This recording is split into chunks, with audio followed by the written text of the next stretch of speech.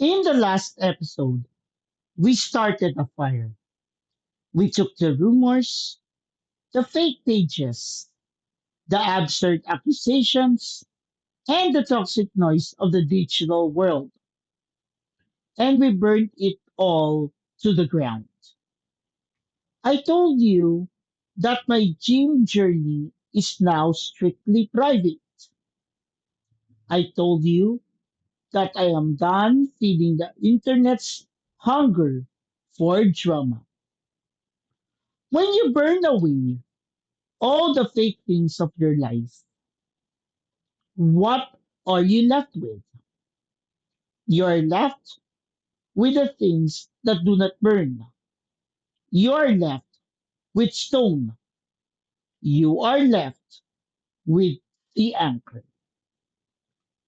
Welcome to this second episode of the season 2 of Resonate. This is JM. People online love to question my character. They love to invent narratives about who I am and what I do. But today, I am not giving you a narrative. I am giving you a timeline. Because long before social media existed, long before podcasts, bashers, or digital clout, there was the sanctuary. Let's talk about way back June 2003.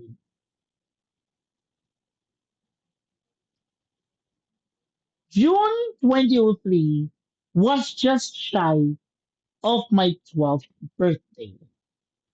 That was the month I officially began my service at the church. Think about what the world looked like in 2003. There were dial-up connections.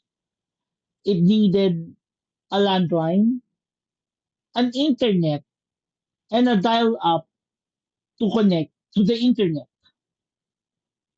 I think about who you were. I was almost graduating elementary. Now, think about doing the exact same commitment in the exact same place for the next 23 years. And that 23 years is today, year 2026. And service in the church is not a hobby.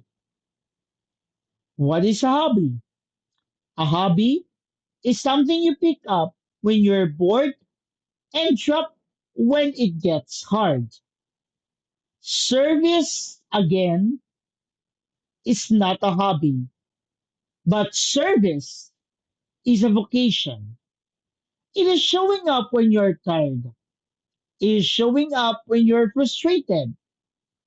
It is showing when the world outside is incredibly loud and stepping into the silence of Our Lady of Fatima Parish in the year 2003, now known as Diocesan Shrine and Parish of Our Lady of Fatima. In the digital world, loyalty lasts about 5 minutes. People jump from trend to trend, from fandom to fandom, turning on each other the second they get bored. But inside the shrine, you learn a different kind of time. And what do you learn? You learn endurance. And those 23 years were my real masterclass. Long before I earned my license as a professional teacher in the year 2013, the church was teaching me how to stand in front of the congregation, how to speak with authority, and how to serve something vastly larger than my own ego. So now, JM, Why service is important to you?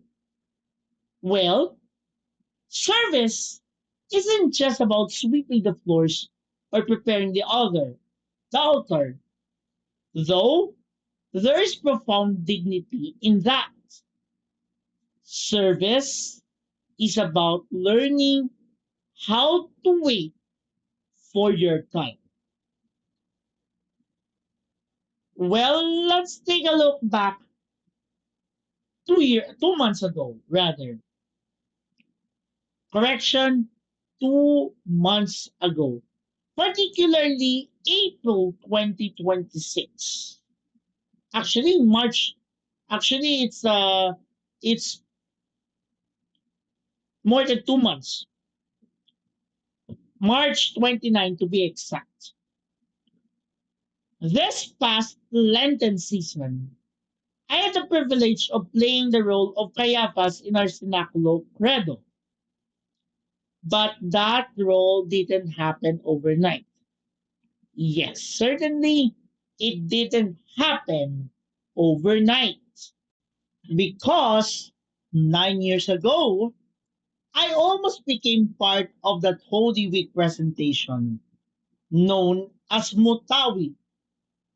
I was about to play the role of Dr. Valdez. I was about to be part or to be with Kuya Franz Soribia,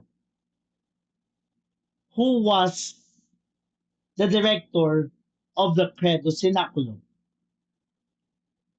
It didn't push through then, 9 years ago.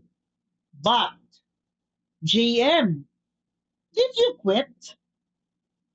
Did you throw a tantrum and leave the community? The answer to that is no. I waited for so long, particularly 9 years. And that is the difference between the modern mindset and the sanctuary mindset. The modern world wants instant gratification. If they don't get the lead role immediately, they walk away and complain online.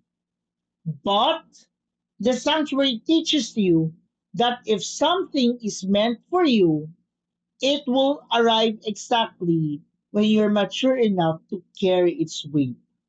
In short, its meaning is in God's perfect timing. So 9 years of waiting prepared me to wear the robes of the high priest on that stage. But 23 years of serving the Blessed Mother, it prepared me to handle the noise of my critics without losing my mind. So now, JM, what's the core truth of this episode? When you spend over 2 decades in a physical, rather, let me repeat it again. When you spend over 2 decades rooted in a physical spiritual community, the insults of anonymous trolls bounce right off you. So, JM, how can a Facebook page insult a man who has spent 23 years building real relationships with real families, priests, and fellow servants? And how can a manufactured rumor touch a man whose character is vouched for by the walls of his own parish, or in this case, shrine? Well, the answer is they cannot. They cannot insult me. They cannot manufacture a rumor who served more than 2 decades. Instead, they are throwing pebbles at the fortress. When I look at my life right now, 33 days away before turning 35, or according to this recording, is 32 days. I don't measure my success by how many arguments I win online. I measure it by the depth of my roots. The people who try to drag me down have no roots. They exist in the shallow dirt of comment sections.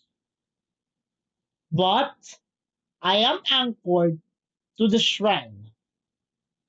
I am anchored to the 23-year promise I made to the Lord and the Blessed Mother. So, to my listeners, my resonators, I ask you this: what is your anchor? When the internet burns down, when your plans fail, when people betray you, there's one big question. What is the thing in your life that does not move? If you don't have an anchor, it is time to start building it, because it takes time. It takes discipline. It takes showing up when no one is watching and no cameras are rolling. My anchor was struck in June 2003, and it has helped me steady through every storm, every controversy, and every challenge of my adult life. This is this is JM, and I am a podcaster, a teacher, a creator,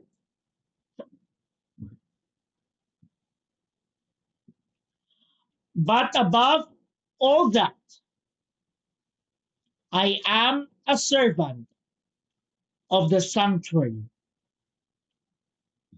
And that is something that no basher, no troll, and no rumor can ever take away.